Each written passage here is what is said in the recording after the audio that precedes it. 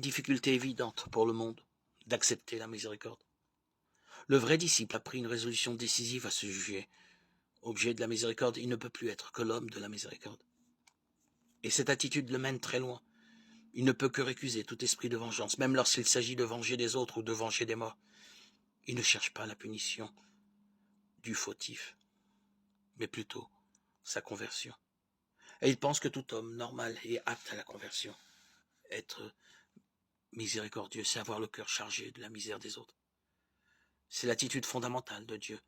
C'est celle que le disciple essaie d'adopter.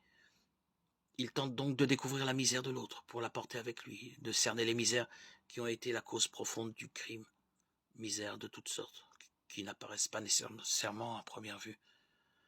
Or, cette vision sur les hommes n'est pas aisément acceptée par le monde.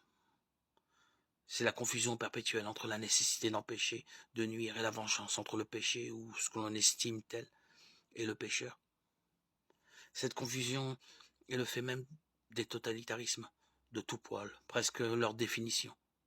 La haine du péché, ou ce que l'on appelle péché, devient la haine du pécheur.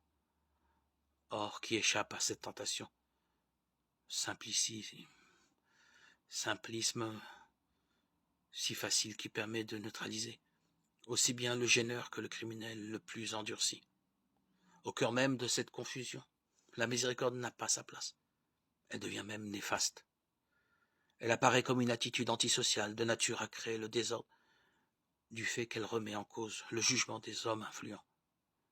Le disciple qui vit cette miséricorde est rejeté de cette société, qu'elle soit politiquement totalitaire ou plus simplement que les hommes qui la composent se laissent aller au plan individuel à ce totalitarisme dont chacun est tenté.